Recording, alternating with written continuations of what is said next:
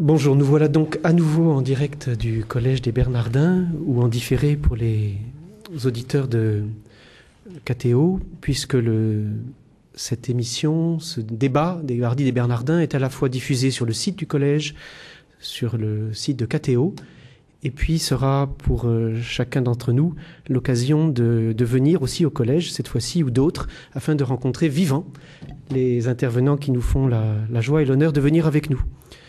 Ce soir, le thème est un des thèmes les plus disputés parmi les acteurs de la société, alors que c'était un thème extrêmement évident il y a encore quelques dizaines d'années. Et ceux qui, avec moi, préparent le cycle des questions disputées, de jeunes professionnels, Hélène, Benoît, Alban, m'ont proposé d'ouvrir le livre d'Éric Zemmour, Le Premier Sexe, et puis de le mettre en débat avec Chantal Delsol, pour pouvoir ensemble reconnaître ce qui, dans l'homme et la femme d'aujourd'hui, existent comme invariants, qui sont à la fois socialement acceptables, spirituellement signifiants pour un homme de la Bible ou pour un homme de la culture d'aujourd'hui, et pour voir aussi tout ce qui bouge et être attentif à tout ce qui se révèle de l'identité de l'homme et de la femme, toujours mouvante et en même temps toujours référée l'une à l'autre. Pour présenter nos intervenants, je laisse la parole à Bénédicte Chéron, qui est avec moi ce soir pour nous aider à entrer dans le débat. Bonsoir. Éric Zemmour, bonsoir. Vous êtes donc grand reporter au Figaro, chroniqueur dans de nombreuses émissions de télévision pour ceux qui regardent La Petite Lucarne, et auteur notamment, donc, Antoine Guggenheim le citait, du Premier Sexe, donc un pamphlet, je pense qu'on peut le dire, particulièrement combatif sur la question de la dévirilisation de la société, de la féminisation, en tout cas de la jante masculine. Vous nous en direz plus tout à l'heure, donc dans un instant. Chantal Delsol, quant à vous, donc vous êtes membre de l'Institut, vous enseignez la philosophie à l'Université de Marne-la-Vallée, où vous dirigez également l'Institut Hannah Arendt. Votre dernier livre paru, c'est Qu'est-ce que l'homme ? Un cours familier d'anthropologie, donc dans lequel vous posez aussi de nombreuses questions qui ont trait à ce sujet-là qui nous occupe ce soir, et donc vous pourrez dès maintenant développer votre propos sur cette question de l'identité masculine et de l'identité féminine. Je vous laisse donc la parole. Merci. Alors, juste quelques minutes, si j'ai bien compris, pour commencer.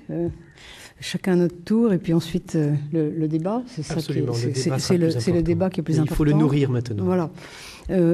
J'aurais voulu juste vous donner deux points qui sont, bon, évidemment, au départ plutôt des opinions qu'on peut évidemment ne pas partager, à propos de la transformation contemporaine de la vision de la femme. Puisque, bon, Éric Zemmour, dans son livre, finalement, parle de ça d'une façon... non, mais... La vision d'Éric Zemmour dans son livre à propos de la transformation de l'homme provient de la transformation de la vision de la femme. Moi, personnellement, c'est ce que je crois. Enfin, donc, je suis pas d'accord avec ça. Bon, alors voilà, ça commence, c'est très bien. À propos de cette transformation, je voudrais dire deux choses qui sont finalement contradictoires pratiquement, mais parfois les contradictions nourrissent la réalité. La première chose, c'est que si l'on se place dans notre culture, je me place dans notre culture ici, à laquelle je crois, à laquelle j'adhère, chaque être que nous appelons personne mérite le déploiement de soi en tant que personne. C'est-à-dire qu'elle mérite de déployer ses possibilités, ses talents, de devenir ce qu'elle est, comme on le dit. C'est la parabole des talents. Bon. Et par conséquent, les femmes, tout autant que les hommes, peuvent développer leurs propres talents, devenir des êtres autonomes. Je n'entends pas par là indépendants. On pourra reparler de l'autonomie d'ailleurs à propos d'éducation si on en parle, mais autonomie et indépendance sont deux choses très différentes. Mais les femmes peuvent, tout autant que les hommes, dans l'esprit de la culture qui nous nourrit, hein, parce que là, il faut savoir à partir de quoi on parle, elles peuvent développer leur propre talent autant qu'elles en ont, et chacune autant qu'elle en a. Et je pense que jusqu'à une période récente, il y a eu une sorte d'empêchement fait aux femmes de développer leur propre talent, et notamment à partir de l'âge industriel, c'était surtout très vrai au 19e, au 20e siècle. Le livre de Stuart Mill sur l'asservissement des femmes est tout à fait extraordinaire à cet égard. Je pense que on a pratiquement, enfin, à ma connaissance, pas ma spécialité, mais à ma connaissance, on n'a jamais fait mieux. C'est un livre absolument magnifique.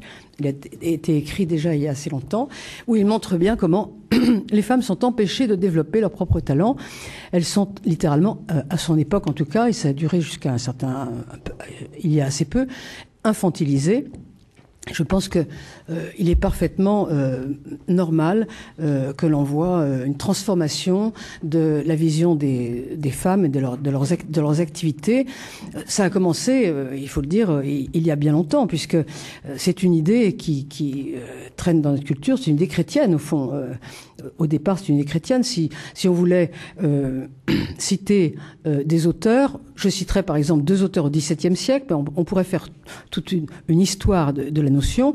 Un auteur tchèque, Comenius, et un auteur espagnol, Juan Luis Vives, qui ont écrit tous les deux au XVIIe siècle des traités d'éducation en disant qu'il fallait donner aussi une instruction aux filles, ce qui à l'époque n'était pas le cas. Pourquoi ? Parce qu'elles avaient tout simplement les capacités pour étudier. Donc quand quelqu'un a les capacités, il faut que cette personne développe ses capacités au maximum, et ça serait vrai après pour le travail, pour la carrière et tout ce que l'on voudra. D'ailleurs, Comenius disait aussi qu'il fallait instruire les handicapés. Pardon, je suis pas en train de mélanger les femmes et les handicapés, mais enfin, bon, disons que les handicapés non plus n'avaient pas droit à l'instruction à cette époque, parce qu'il fallait qu'ils apprennent à mesure de leurs moyens, tout simplement, de leurs capacités. Donc, à cet égard, les nouvelles capacités que peuvent avoir les femmes de développer leur propre talent, ces nouvelles capacités me paraissent parfaitement en cohérence avec notre culture fondatrice. Donc, à cet égard, je serais tout à fait en accord avec certaines évolutions contemporaines. Le deuxième point, qui peut sembler contredire le premier, mais en fait, c'est pas vraiment une contradiction, peut-être un paradoxe. Je pense, et ceci est aussi probablement culturel, mais que le fondement de la relation, c'est la distinction des genres, des sexes. C'est à partir de là que l'on peut connaître ce qu'est la relation humaine. Or, la relation est anthropologiquement extrêmement importante. Nous ne pouvons pas vivre seuls, ni rester seuls. Dans notre mythe originel, c'est très important, les mythes, même si ce ne sont que des mythes, enfin, ce ne sont pas des mystifications pour autant. Il ne faut pas mélanger mystification et les mythes. Dans notre mythe originel, Dieu ne crée pas un laboureur et un poète, il crée un homme et une femme, parce que c'est la distinction fondatrice. Enfin, en tout cas, dans cette culture, puisque dans toutes les cultures, ce n'est pas le cas. Parfois, dans d'autres cultures, Dieu peut créer un laboureur et un poète ou quelque chose comme ça. Bon, en tout cas, si je m'assois toujours sur le socle de cette culture que je défends, je pense qu'il existe des différences de rôle à partir de là, et qu'entre l'homme et la femme, en ce qui concerne les activités, les manières de faire, les comportements, notamment dans l'éducation, il n'existe pas seulement des fonctions. C'est-à-dire que chacun ne peut pas tout faire. Naturellement, il existe beaucoup d'exceptions, il ne faut rien généraliser, mais il existe des rôles. Et le rôle d'une mère n'est pas le rôle d'un père, je crois. Alors, bien sûr que je mets de côté un très grand nombre d'exceptions, mais vous voyez ce que je veux dire. Je suis en train de proposer une assertion assez générale. Je crois au rôle. Et ceci en raison de la nécessité pour les enfants, d'abord d'apprendre ce qu'est la relation humaine, qui vient d'abord avec la distinction des genres ou des sexes, et ensuite parce que l'éducation d'un enfant nécessite un apprentissage extrêmement varié. L'enfant a besoin d'un très grand nombre de choses qui sont très différentes, même contraires. Par exemple, il a besoin de sécurité, il a besoin de risque. Il a besoin de liberté, il a besoin d'autorité. Et je pense que le père et la mère se partagent les rôles à cet égard.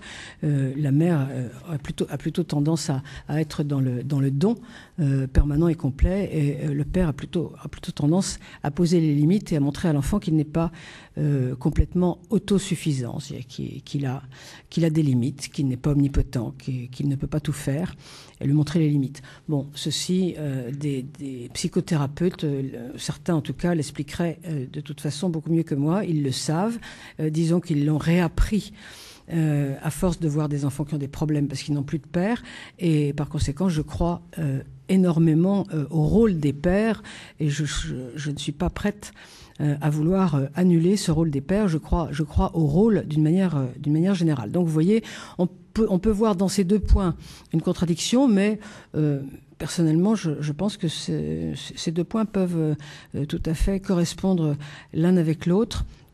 En tout cas, si l'on y réfléchit. Alors voilà, je m'arrête là pour laisser parler Éric Zemmour. Merci Chantal Delsol. Éric Zemmour, donc à vous la parole. Si vous souhaitez répondre ou développer, n'hésitez pas. Bon, alors je ne voudrais pas être trop long, puisque j'imagine qu'on pourra développer certains points après, avec les questions. Donc je vais essayer de répondre directement. C'est pas vraiment ce que j'avais prévu, mais c'est pas grave. Je crois que c'est plus intéressant pour les gens qui sont ici que je m'accroche tel un joueur de tennis et que je renvoie la balle sans essayer de jouer tout seul. Donc je vais essayer de répondre directement à Chantal.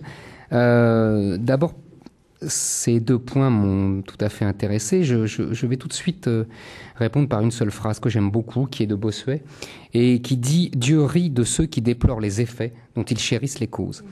Donc ça, c'est voilà, très belle phrase que j'applique assez souvent d'ailleurs entre guillemets aux féministes modernes qui, telles Chantal, poussent dans un sens et qui se rendent compte des effets absolument délétères que leur cause entraîne et qui s'effraient en disant mais il y a des rôles, il y a des rôles, il y a des rôles. Donc première chose. Deuxième chose, je ne crois pas, contrairement à ce que dit Chantal, et d'ailleurs contrairement à ce que dit tout le monde, que ce soit l'émancipation féminine au XXe siècle qui ait entraîné une crise de l'identité masculine. Moi, je crois au contraire que c'est la crise de l'identité masculine au XXe siècle qui a entraîné l'émancipation féminine. En tout cas, la dite émancipation féminine, car je ne crois pas non plus à l'émancipation féminine du XXe siècle. Je vais essayer d'expliquer pourquoi, d'après moi, c'est un leurre. Comme je ne crois pas non plus à ce que Chantal a expliqué, c'est-à-dire qu'en gros, les femmes ont toujours été minorées, fait infantiliser, et en particulier, elle a insisté sur le XIXe siècle. Elle a tout à fait raison pour le XIXe siècle. Je pense simplement qu'elle confond le XIXe siècle avec l'histoire de l'humanité. C'est-à-dire que le XIXe siècle est très particulier dans l'histoire de l'Occident, de l'humanité, etc. Et j'y reviendrai parce que c'est ce moment du capitalisme industriel qui est très particulier et qui invente, avec la complicité d'ailleurs de l'Église, qui voit là le moyen, après la Révolution française, de reprendre en main les familles qui ont été déchristianisées par la Révolution française. Donc il y a cette alliance de fameux Sabre et Goupillon du XIXe siècle, mais qui est très particulière dans l'histoire. Et c'est une erreur assez commune de prendre cette parenthèse-là, qui pour moi est une parenthèse, avec la phrase en général depuis des siècles. Ça, c'est plusieurs choses que je voulais dire. D'abord, en réponse. Je m'inscris tout à fait dans la même culture que Chantal. C'est pour ça que je ne discute pas du tout cette a priori-là. Je vois bien ce qu'elle veut dire. Et je pense effectivement qu'il y a une particularité de la culture occidentale chrétienne, qui est d'ailleurs expliquée bien avant nous par Rougemont, et qui est, entre guillemets, l'invention de l'amour. Car en fait, tout le cœur de l'histoire, et la dernière chose, je reviendrai après, je suis tout à fait d'accord avec la présentation qui a été faite, qui est de dire qu'en fait, auparavant, l'identité homme-femme était assez évidente, et qu'elle n'est devenue problématique que depuis quelques dizaines d'années. Et je pense que cette problématique-là vient de la crise d'identité masculine. Alors, si vous le voulez bien, je vais aller très vite. Je vais expliquer cette crise d'identité masculine à mon sens. C'est-à-dire que je pense que l'homme est défini depuis des millénaires par sa capacité à protéger la femme et l'enfant, donc par la guerre. C'est-à-dire qu'il est il ne tient sa légitimité de son pouvoir, entre guillemets, qu'il ne faut pas exagérer, mais on y reviendra, il ne tient cette légitimité que de sa capacité à faire la guerre et de protéger sa famille, de protéger la femme et l'enfant. Sans cela, il n'a aucune légitimité. Et ça tient pendant des siècles. Et je crois que la guerre de 1914 va complètement détruire ce schéma ancestral. C'est-à-dire que, jusqu'à la guerre de 1914, la guerre est quelque chose de dangereux, il risque sa vie, mais il a la gloire, il a l'honneur, il revient glorieux. Même si, dans les faits, la guerre est beaucoup moins glorieuse qu'on ne le dit à l'époque. À partir de la guerre de 1914, d'abord, tous les hommes, pour la première fois dans l'histoire, tous les hommes sont réquisitionnés, donc les femmes sont seules et donc libres. Et deuxièmement, tous les hommes sont transformés en larves humaines. Parce que la guerre de 1914, c'est une guerre de rats. Ils sont dans des tranchées, ils sont comme des rats. Ils ne sont plus les héros qu'ils furent jadis en faisant la guerre. Et d'ailleurs, ils le ressentent comme ça. Et quand ils reviennent de la guerre 14, ils découvrent deux choses. D'une part, que les femmes se sont bien amusées à l'arrière pendant qu'eux souffraient, et ils leur en tiennent rigueur. On verra qu'en 40, ça sera 100 fois pire. Et deuxièmement, ils sont humiliés par le rôle qu'on leur a fait tenir. Et évidemment, il y a des différences entre les Français et les Allemands, mais globalement, si vous voulez, surtout en France, le slogan de 18, ça sera plus jamais ça. C'est-à-dire plus jamais la guerre.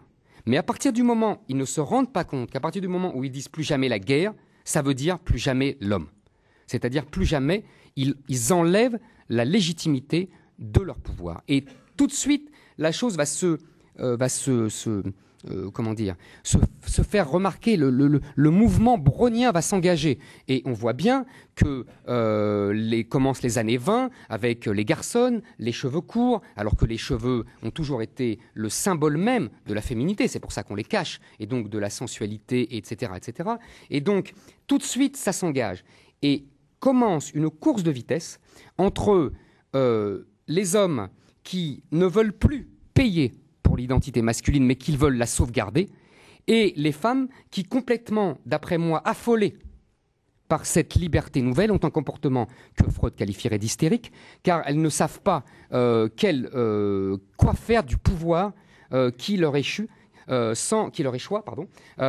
sans qu'elles comprennent exactement à quoi ça correspond.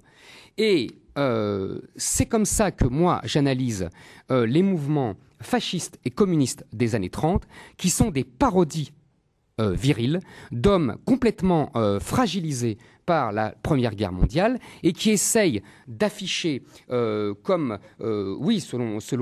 une logique parodique, une virilité exacerbée pour en imposer de nouveau aux femmes. Et arrive la guerre 40, je vous recommande à ce propos le magnifique travail de Patrick Buisson sur la Seconde Guerre mondiale et les années érotiques. Et il explique bien que dès 40, les femmes échappent, en tout particulier les femmes françaises, échappent aux hommes français, tout simplement parce que les hommes français sont vaincus. Ils sont vaincus, ils sont prisonniers, ils sont donc humiliés. Il y a immédiatement, dès juin 40, explique-t-il, une contrepétrie qui court les rues de Paris et qui est la suivante: la femme française conservera toujours son cœur aux vaincus. Je vous laisse transformer cela. Et Patrick Buisson explique très très bien comment en fait le soldat allemand sera le vecteur de l'émancipation de la femme française. Car la femme française, en masse, ira aux vainqueurs, aux soldats allemands, et comment elle s'émancipera comme ça du français, et comment, en 1945, elle recommencera avec le soldat américain. Et c'est comme ça qu'on peut expliquer les fameuses opérations de tonte des femmes, qui est une tentative par les résistants de reprendre en main symboliquement des femmes, le corps des femmes qui leur a échappé pendant 5 ans.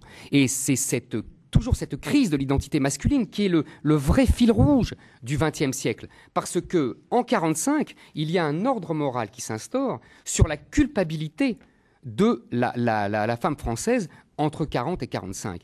Et en 1968, la libération, entre guillemets, qu'on appellera la libération, c'est la revanche de cette période-là sur l'ordre moral issu de la résistance et de 1945. Et on voit bien aujourd'hui, et c'est là que c'est tout à fait passionnant, qu'est-ce qui se passe aujourd'hui? L'ordre moral masculin est mort, c'est-à-dire celui qui diabolisait la sexualité féminine et qui l'ostracisait et qui la craignait. Aujourd'hui, c'est mort. Mais qu'est-ce qui s'est passé à la place? À la place, au nom de la liberté, au nom d'une prétendue émancipation féminine, nous avons un nouvel ordre moral qui s'est instauré. Je pense que je ne veux pas être trop long, donc je pense que je reviendrai là-dessus, qui s'est instauré sur le libertinage des années 70, mais je pense qu'on y reviendra après, et qui est un nouvel ordre moral où c'est la sexualité masculine qui est ostracisée au nom de la haine, de la violence. C'est-à-dire que la sexualité masculine est assimilée à la violence, et nous avons un nouvel ordre moral puritain, mais féminin, et qui interdit la sexualité masculine. Vous savez qu'aujourd'hui, près de la moitié des prisonniers français en France le sont pour des crimes sexuels. Et la symbolique est très forte, puisque on a des magistrates qui sont pour la plupart des femmes et qui condamnent des hommes pour des crimes sexuels. Donc on voit bien comment on est passé, si vous voulez, comment la crise de l'identité masculine a débouché sur un nouvel ordre moral féminin. Mais j'espère qu'on aura le temps de revenir sur tous ces thèmes-là. J'imagine que les questions vont porter là-dessus. Je ne voudrais pas être trop long et faire plus long que Chantal. Merci Éric Zemmour.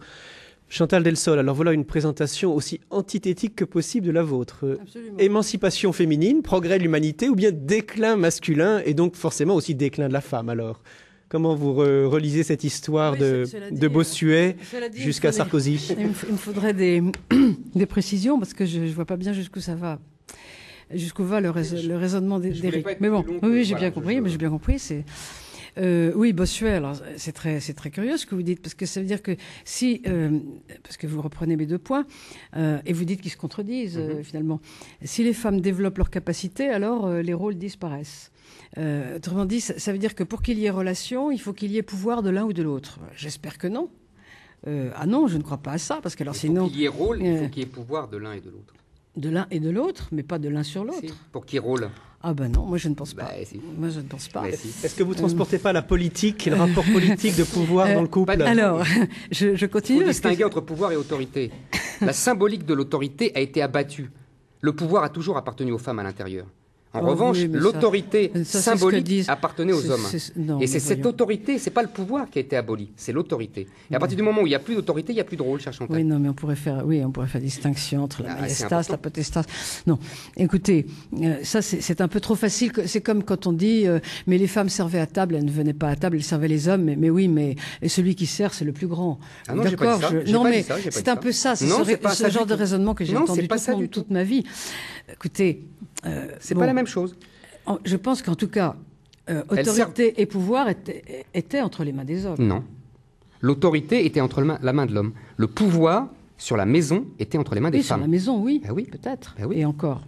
Ben non, tout à fait. Chantal, dans votre argumentaire, il y a un des concepts sur lesquels vous vous appuyez pour décrire ce mouvement d'autonomie propre à la femme, comme il y a un mouvement d'autonomie propre à l'homme, qui est celui d'égalité.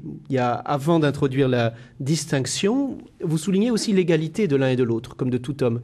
Et vous n'avez pas encore développé ce thème. Est-ce que ce n'est pas une des choses qui nous manque aujourd'hui ou maintenant L'égalité, elle est ontologique. C'est une égalité en dignité. Après, au-delà de ça, il n'y a plus beaucoup d'égalité. Mais il peut y avoir une relation et des compensations et des talents distincts.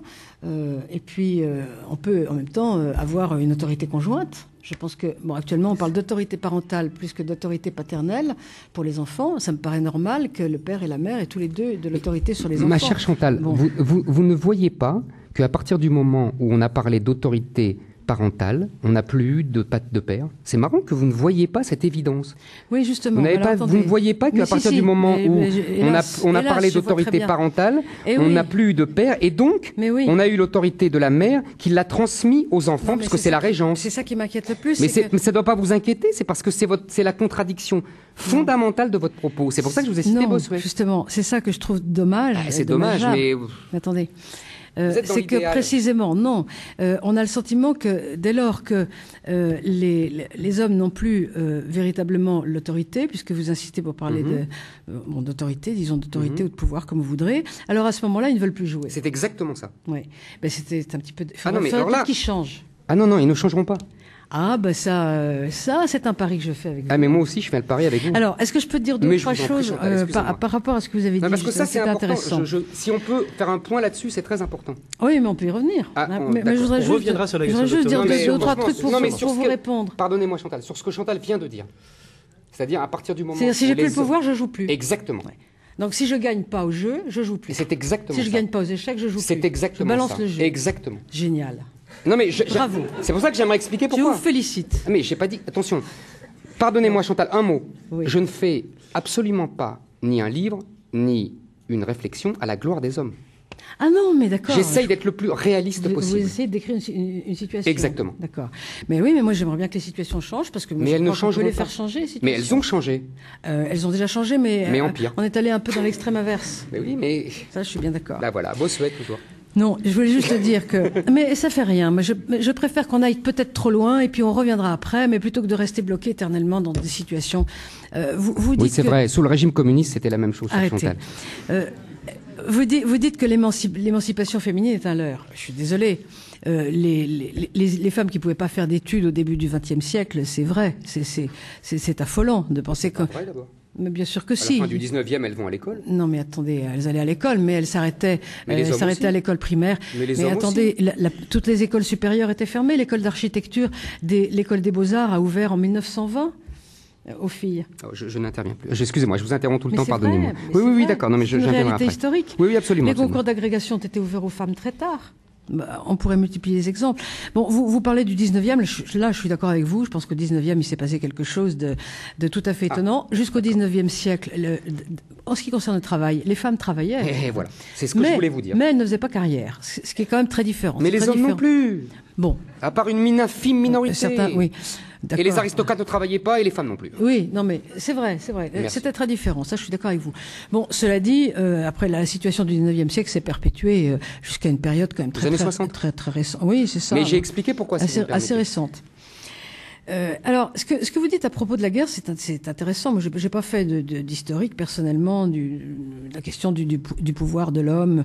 Je sais pas, effectivement, est-ce que ça vient du Néandertal? Parce que c'était lui qui maniait le gourdin, effectivement, pour protéger sa famille des bêtes sauvages. Exactement. Ça, c'est bien possible. Françoise Héritier a écrit là-dessus des choses qui étaient intéressantes. Bon, c'est pas un domaine que j'ai approfondi. Mais ce qui est intéressant, c'est qu'effectivement, le rejet de la virilité est arrivé au moment où on était en train de commencer à rejeter la guerre, la violence, comme des choses honteuses dont il fallait absolument se passer. Regardez des Romain Gary, par exemple, des gens comme ça, ou Giono, où il y a des choses absolument étonnantes. Le pacifisme. Le pacifisme. Absolument d'accord. C'est arrivé au moment du pacifisme. On est tout à fait d'accord. Alors, bon, on pourrait effectivement discuter pour savoir... Vous savez que le pacifisme finit dans la collaboration, mais c'est une réalité historique. On pourrait effectivement savoir si la crise d'identité masculine provient du changement d'identité féminine ou le contraire. Mais en tout cas, ce qui est un peu dommageable, encore une fois, et je reviens finalement sur le même point que tout à l'heure, c'est que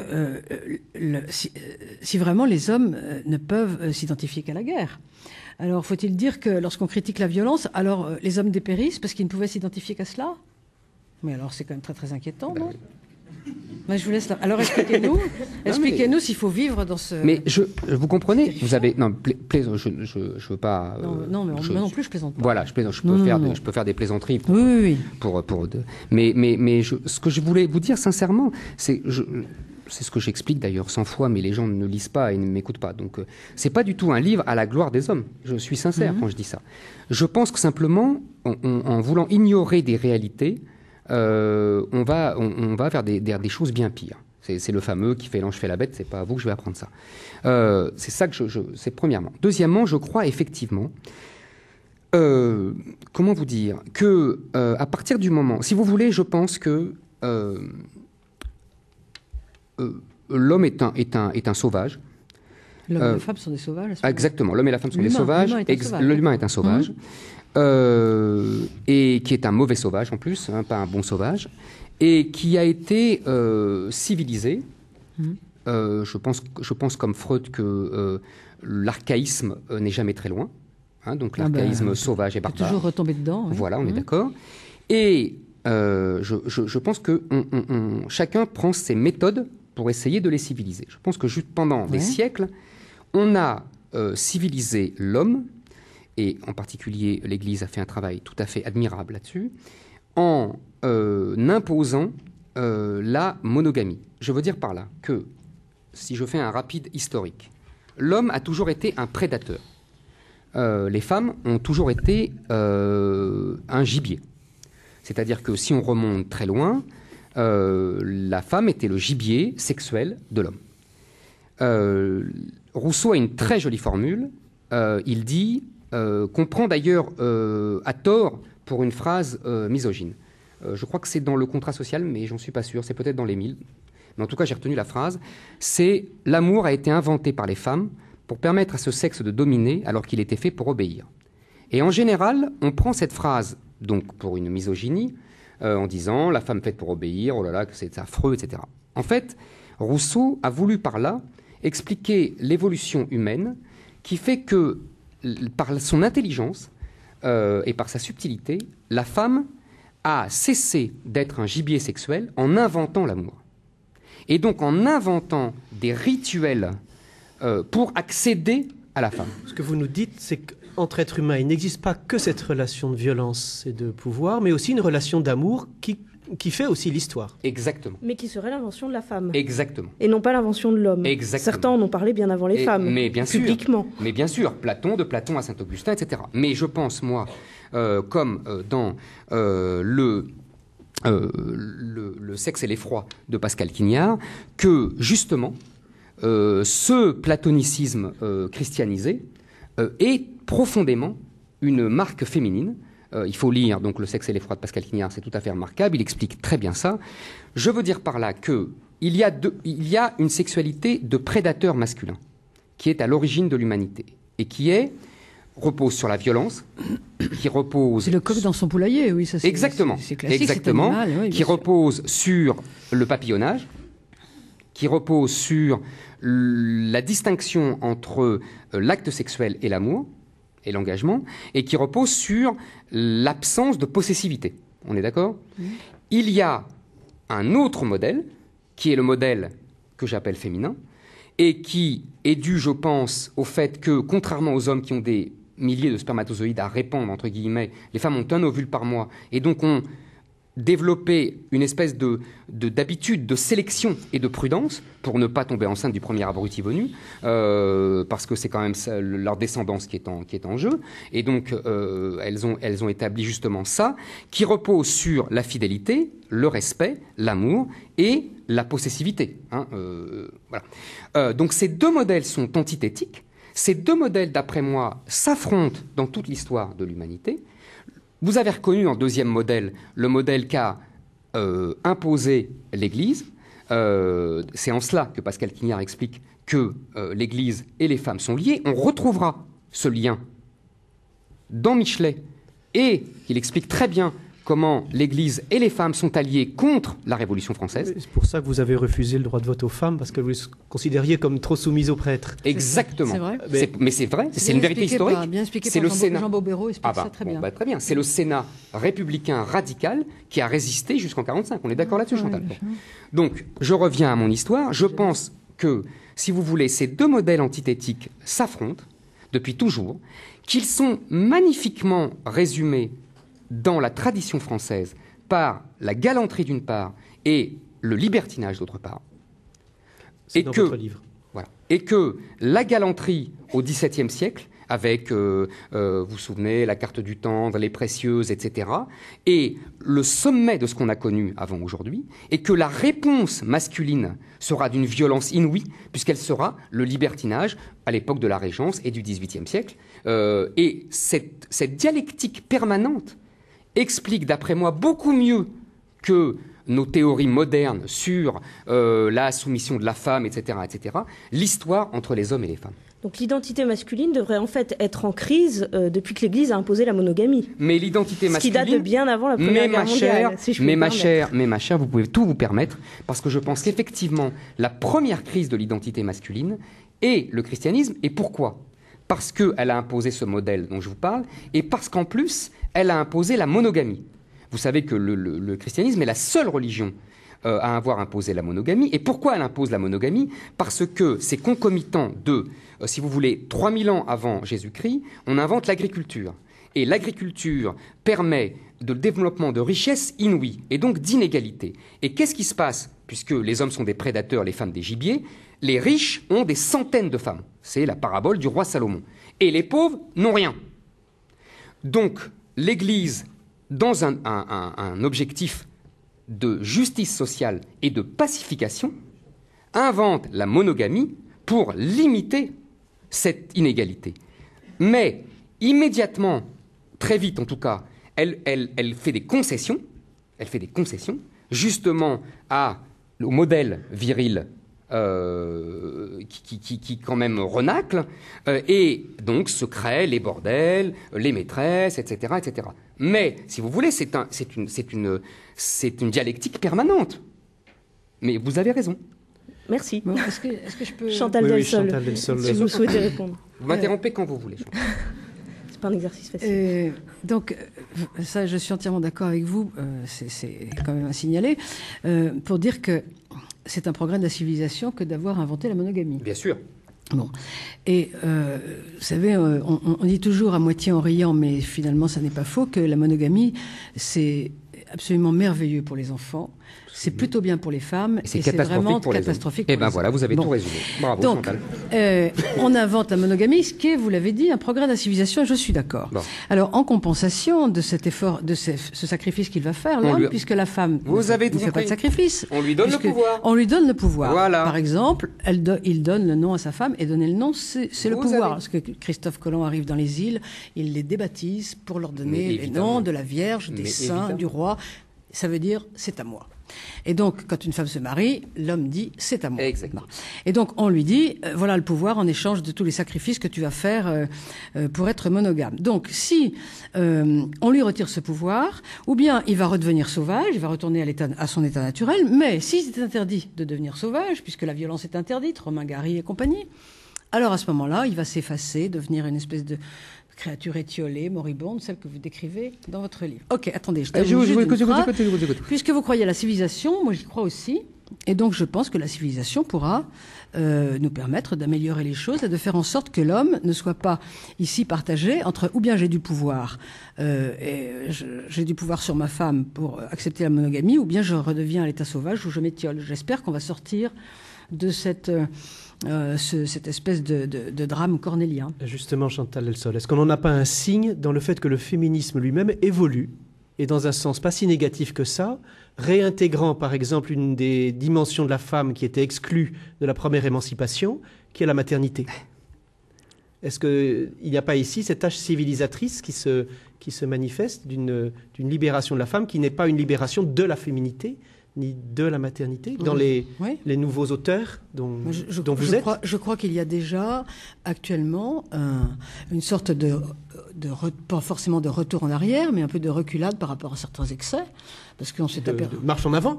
Oui, enfin, d'accord, oui, on peut appeler ça une marche en avant, mais disons de critique de certains excès qui sont déjà faits aujourd'hui, qui sont déjà.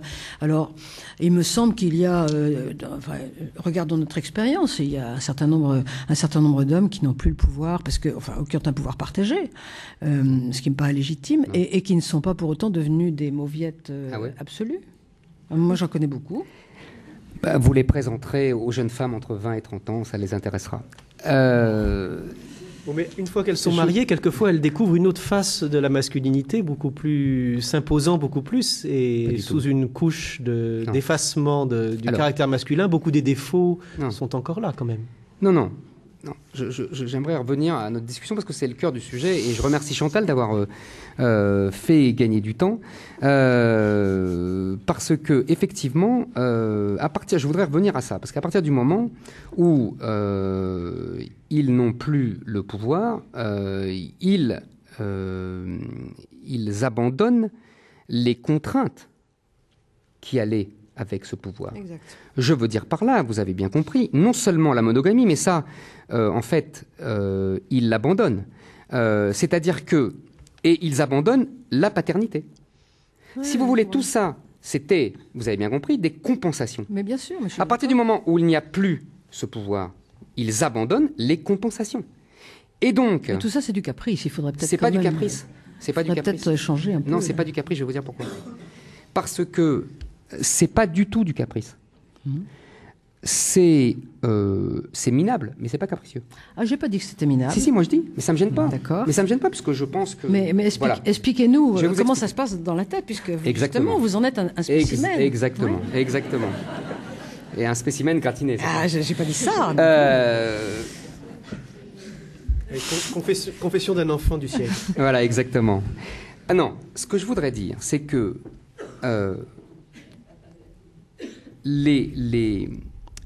ce qui se passe aujourd'hui est assez intéressant, parce que est assez dramatique aussi. C'est-à-dire qu'autrefois, les hommes avaient le sens de certaines responsabilités. Aujourd'hui, ils sont redevenus irresponsables. Ils sont redevenus irresponsables au nom de l'amour. C'est ça qui est très intéressant.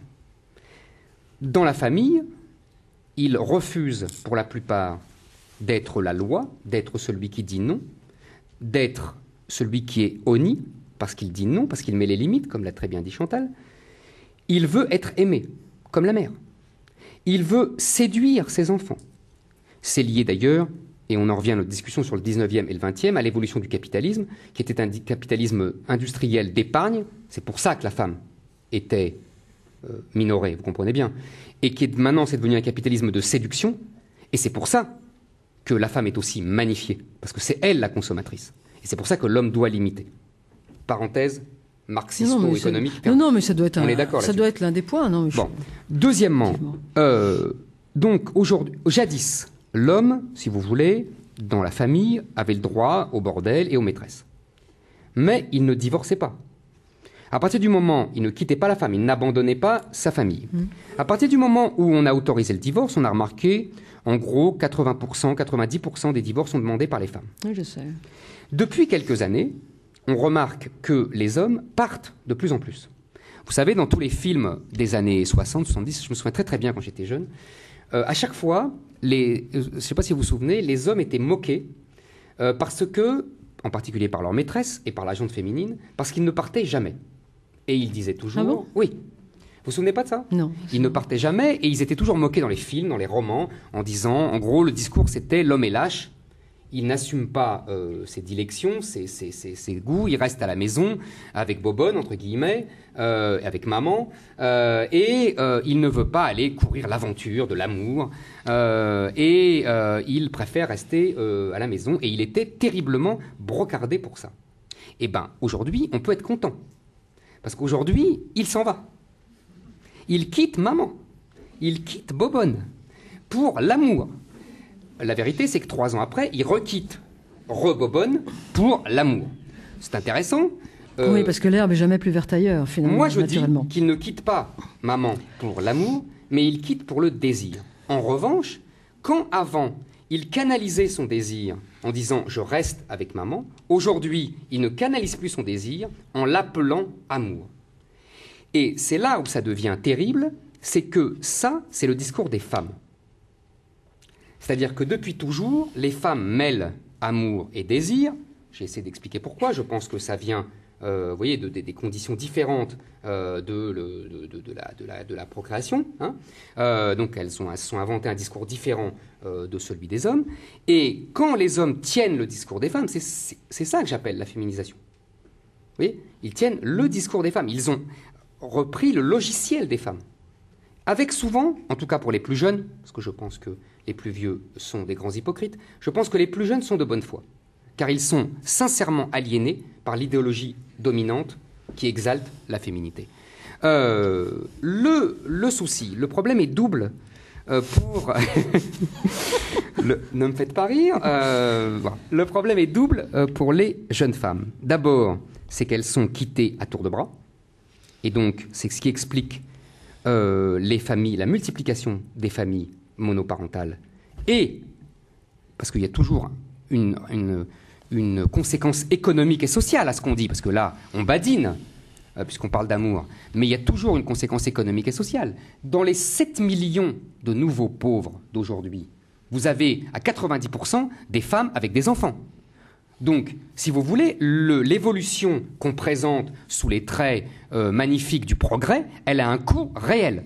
C'est pour les femmes pauvres de la classe sociale défavorisée. C'est magnifique pour les femmes de la bourgeoisie, mais pour les femmes pauvres, elles ont perdu leur protecteur naturel, qu'elles ont remplacé vaille que vaille par l'État. Il ne faut pas oublier ça. Deuxièmement, dans les relations entre jeunes gens, il y a une nouvelle donne qui s'impose aujourd'hui, c'est que les garçons se comportent de plus en plus comme des filles, c'est-à-dire ont des réactions de filles, ont des discours de filles, et du coup, cela désespère beaucoup les jeunes femmes. Enfin, ça les rend très serviables, en tout cas. C'est très, très sympa, les garçons, ça. Ah, bah, très oui. serviables, oui. Ah, oui. Oui, mais c'est au lit que ça, ils sont moins serviables. Oh, oui, oh. Oui, parce que vous comprenez, comme a très bien expliqué Stendhal, je ne plaisante pas, comme a très bien expliqué Stendhal, au premier grain de passion, il y a le premier grain de fiasco. Bon, c'est-à-dire que la virilité est liée, vous comprenez bien, et au pouvoir et à l'éloignement de l'amour. Mais vous ne nous avez pas expliqué pourquoi vous ne pouviez pas vous passer du pouvoir, pourquoi vous ne pouviez pas exister sans pouvoir. Mais évidemment, je viens de vous le dire, là, à l'instant. Moi, ça ne me paraît pas être un argument décisif. Ah oui. Là, vous êtes en train de nous décrire des désastres. J'admets tout à fait qu'il s'agit de désastres. Bon, je ne pense pas du tout qu'il faut empêcher les divorces, promulguer des lois pour empêcher les divorces comme dans les pays musulmans, dans certains pays musulmans, non pas du tout. Mais je ne dis pas non plus que les divorces, d'une manière générale, ne sont pas des désastres. C'est vrai, c'est toujours, d'une certaine manière, c'est toujours désastreux que les femmes seules et qui sont quittées, comme vous dites, à tour de bras. Bon, c'est un désastre, surtout pour les enfants d'ailleurs. Après tout, les femmes sont des adultes, elles assument. Bon.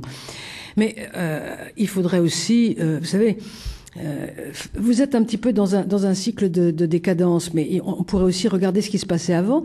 Qu'est-ce que c'était la situation préalable? C'était les désastres, ou plutôt les malheurs, des femmes qui étaient éternellement trompées, parce que c'était quand même beaucoup ça. C'est leur destin. Mais en même temps, c'est leur destin, ok.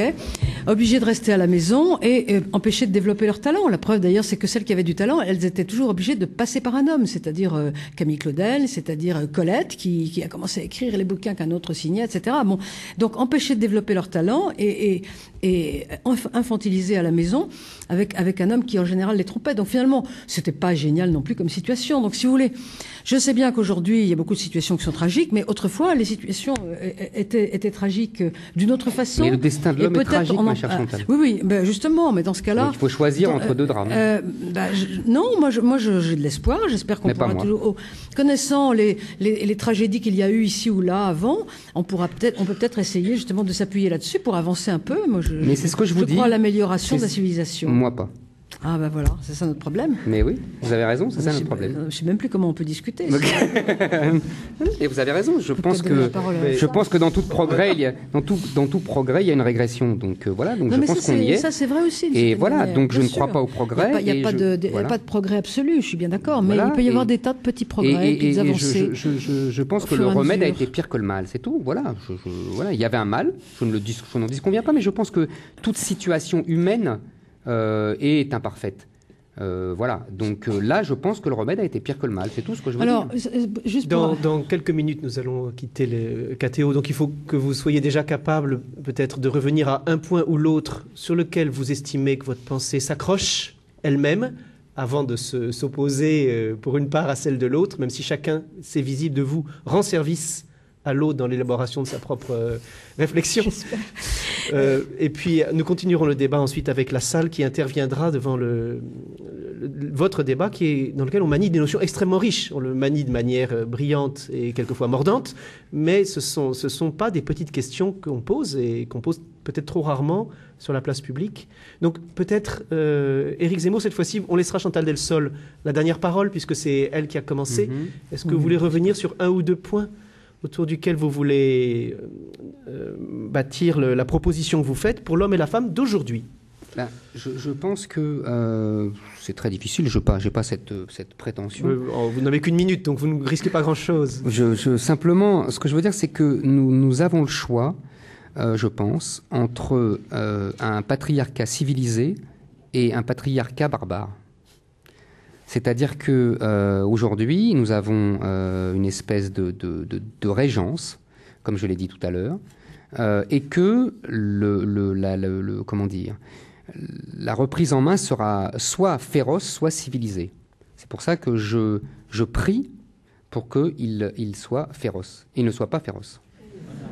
Merci beaucoup. Lapsus intéressant. Je vais m'analyser après.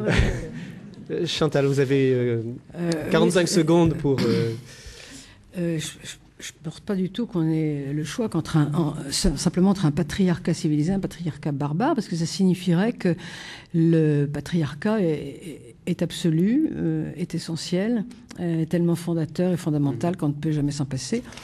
Ce qui est faux, ce que vous appelez, enfin, je ne sais pas exactement ce que vous appelez patriarcat, mais bon, il y a des tas de civilisations qui s'en sont passées, et je pense qu'on peut très bien trouver un modèle qui soit quand même un peu plus modéré, un peu plus équilibré. Mais oui, le patriarcat civilisé est très modéré. Sur l'idée d'un patriarcat modéré, et donc d'un matriarcat lui-même modéré, nous allons quitter les téléspectateurs de KTO qui ont la suite de leur programme et continuer au Collège des Bernardins ce débat qui mérite le nom, je pense, de questions disputées ce soir. Je vous remercie.